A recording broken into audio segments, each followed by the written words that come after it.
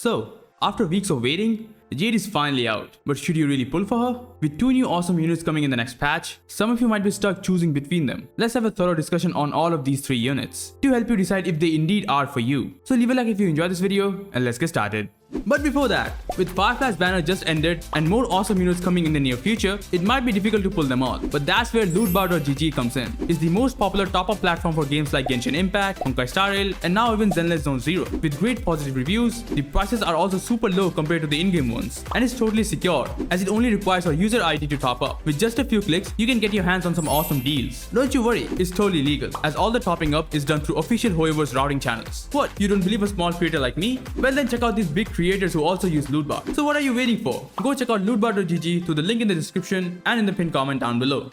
The first of course is Jade. By about now, you all most likely already know about her kit, so there's no need to go deep into it. But what I do want to discuss is how her kit synergizes with other units. The main focus of Jade's kit is her Debt Collector buff. Not only it buffs the speed of the target, but also adds more damage to each attack that the unit performs. The extra speed is really helpful for units that wants to be built with super high damage, and using a speed boot on them just doesn't feel right. Well, Jade here just gives a free speed boot to such units. Units like Blades are excellent examples, and the extra damage can not only increase the target's overall damage output, but it also helps with activating certain passives of other units. Like having some extra damage can really help with a unit like Herta with her follow-up attack passive, where she needs to get the enemy below 50% HP to trigger her follow-up attack. And these are just the buffs that she provides to other units. But in turns, all of this comes back to benefit her as well. Her talent, which is her main source of damage, is an AoE follow-up attack, which deals some massive damage. And all the buffs that she gives to other units actually helps triggering her follow-up attack more frequently. It's all about charge management, where the more targets the Debt Collector hits, the more charges Jade gets, hence more follow-up attacks. Jade is by far the best solution to tackle any type of pure fiction challenge, and by extension, she is quite awesome in Apocalyptic Shadow as well, since even though it's mostly a boss hunt, it's not a single target focused game mode. In fact,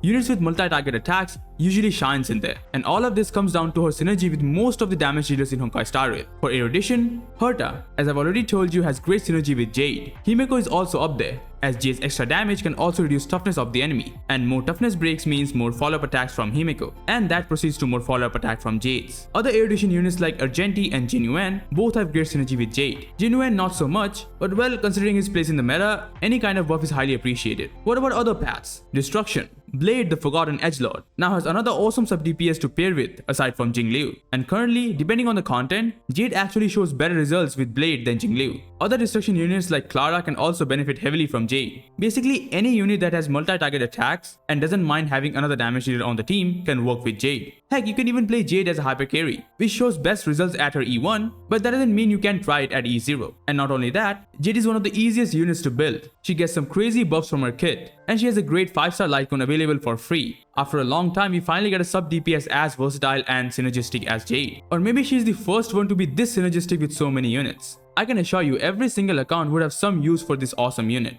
By the way, if you like the content on this channel, please consider subscribing for more Honkai Star Rail videos from me. I've also started making Zenless Zone Zero guides on this channel, so check those out if you are interested.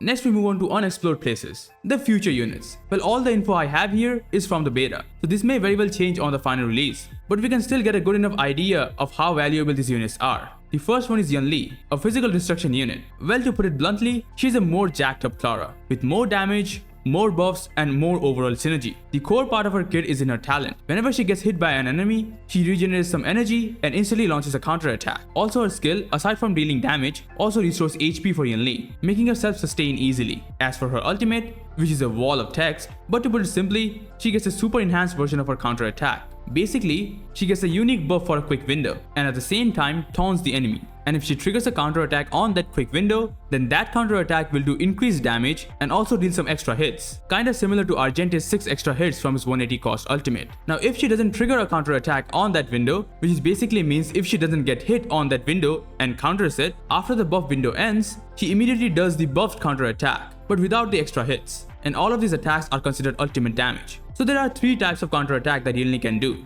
First is the normal counterattack, which triggers from her talent whenever she gets hit. Next is her super buffed counterattack, which is triggered when she gets hit inside her buffed window, and this is the one that deals extra hits. And lastly is the less buffed counterattack, which automatically triggers if she doesn't get hit inside her buffed window. If you look at it with a normal calculation standpoint, the damage will look something like this. It's great, and considering she can self-sustain herself and can taunt enemies, she can enable some cool no-sustain comms with triple supports with Yunli teams. As she is going to be a main DPS, her best teammates are going to be units such as Robin, Tingyun, or any other buffers. Actually, Jade herself can be a great unit to pair up with Yunli. She has constant counter attacks, and they all are multi-target. Some might even try a dual DPS team with Clara. Two physical counter-attacking units with someone like Jade and a sustain like Huohu or Luocha or even Lynx can be a great team. Yunli's overall kit just seems more of an upgraded version of Clara. She's more consistent, she sustains herself better, has higher damage numbers, and better synergies.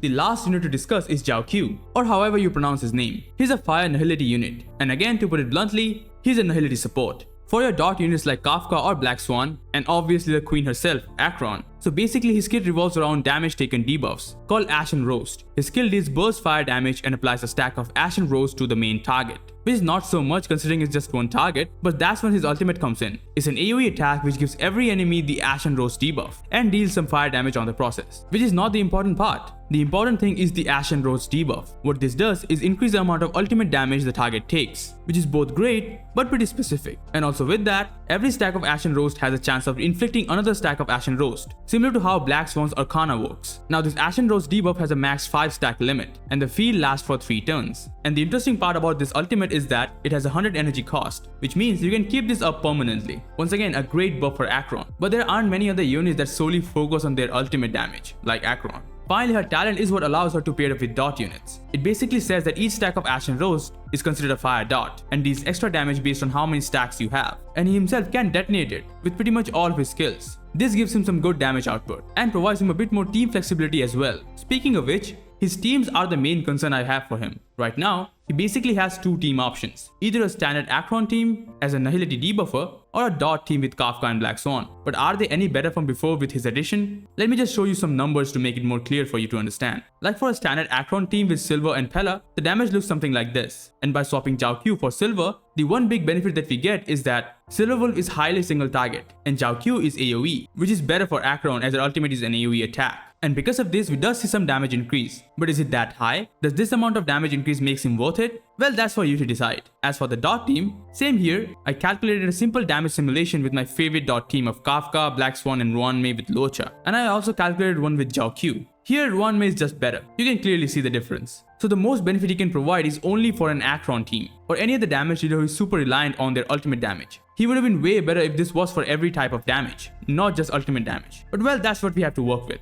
So after discussing all 3 units, which one provides better value to your account? Which one should you pull for? Well, actually, all 3 have some specific field that they excel on. So if you are interested in that, then they become valuable for you. But among these 3, few cover bigger fields than others. So since players are more interested in Jiaoqiu, let's start backwards. So what players should get Jiaoqiu? Players who either wants to make the best Akron team there is, or if they don't have Silver Wolf. Like Pella is a 4-star, so most players will have her, but Silver Wolf's banner has been long gone. And in the current meta, Silver is not super valuable to get. Like you can pretty much skip her and you'll be fine. But then you won't have a good second nihility unit for your Akron. Sure, there is Gunaifan and Sampo, but they are mostly dot units, and Akron wants debuffers. So in this case, Jiaoqiu can be a good pull for you. For Yunli, well, she is a DPS. So if you want damage, specifically physical damage, then pull for her. And that's mostly it. Right now, since elements of the enemies has started to matter less and less throughout the patches, like we have damage dealers like Boathill or Firefly who can implant their own weakness, or other OP units like Akron or Shuei who straight up ignores elements, which makes finding reasons to pull for a specific damage dealer super hard. The only solid point that you can say is either they are the best damage dealer there is, and it's easy to get to that level of damage, or you just straight up like the unit. And finally, my most recommended unit among these 3 is Jade. Yup, she just covers way too many teams, have way too many synergies and buffs to pass up. Like the sheer amount of team variations you can form with this unit is insane. And since she is not just a straight up damage dealer, she has more longevity than other units. If I have to give an example, she's like Kafka or Topaz. where she doesn't just deal damage, she has great utility as well, and that makes her the best option to pull from these 3 units.